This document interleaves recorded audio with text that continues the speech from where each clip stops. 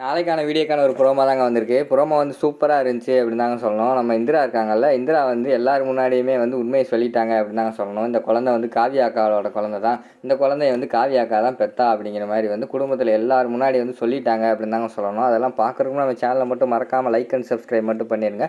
First எடுத்தோன்னே வீட்டில் எல்லாருமே காலில் உட்காந்துக்கிட்டு இருக்கிற மாதிரி காட்டிக்கிட்டு இருக்காங்க. அப்போ வந்து நம்ம காவியா இருக்காங்களா, காவியா வந்து அந்த குழந்தைய பிடிச்சி என் செல்லம் என் அம்மு அப்படின்னு சொல்லிட்டு முத்தம் கொடுத்து கொஞ்சிக்கிட்டு இருக்கிற மாதிரி காட்டிக்கிட்டு இருக்காங்க. அப்படியே கொஞ்சிக்கிட்டு இருக்கிற நேரத்தில் அங்கிட்டிருந்து வந்து கதிர் வந்து வீட்டுக்குள்ளே வந்து என்ட்ரி ஆகிற மாதிரி காட்டுறாங்க. கதிர் என்ட்ரி ஆன உடனேயும் காவியா வந்து குழந்தைய கொஞ்சிக்கிட்டு இருக்காங்களா, அதை பார்த்த உடனேயும் கதிருக்கு வந்து பயங்கரமான ஷாக் ஆகிடுது. என்ன ஏதோ ஒரு குழந்தைய வச்சு கொஞ்சிக்கிட்டு இருக்காள், என்னவா இருக்கும் அப்படின்னு சொல்லிட்டு விறுவிறுன்னு பக்கத்தில் வராங்க.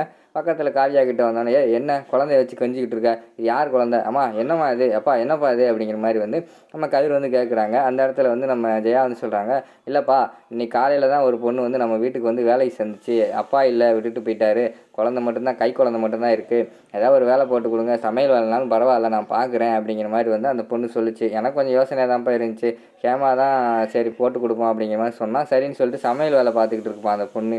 அதனால் குழந்தைய காவியா வாங்கி வச்சு கொஞ்சிக்கிட்டு இருக்கா அப்படிங்கிற மாதிரி சொல்லிக்கிட்டு இருக்காங்க. உடனே காவியா வந்து சொல்கிறாங்க, அத்தை இது அவங்க குழந்தை கிடையாது, ஏன் குழந்தை அப்படிங்கிற மாதிரி கத்த ஆரம்பிச்சிடுறாங்க. உடனே அப்பா என்னப்பா இது, அந்த அக்கா குழந்தைய இவ குழந்தைன்னு சொல்லிக்கிட்டு இருக்கா, அதை பார்த்துக்கிட்டு இருக்கீங்க அப்படிங்கிற மாதிரி கதிர் வந்து சொல்லிகிட்டு இருக்காங்க.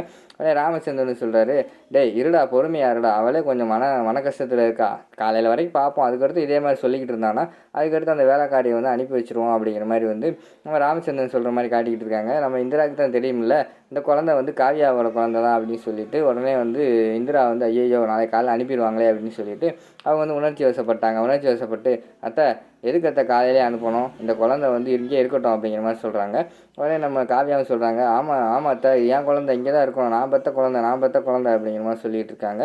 உடனே நம்ம கதிர் வந்து சொல்கிறாரு, எது நீ இப்போ கொடுத்த குழந்தை, பேசாமல் இருக்க மாட்டியா அப்படிங்கிற மாதிரி வந்து பைத்தியம் அப்படின்னு சொல்லிட்டு திட்ட ஆரம்பிச்சிடுறாரு.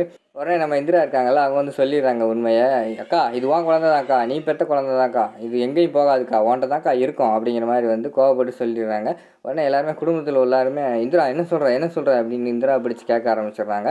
அதோட பார்த்தீங்கன்னா அந்த ப்ரோமோ வந்து முடிச்சிடுறாங்க.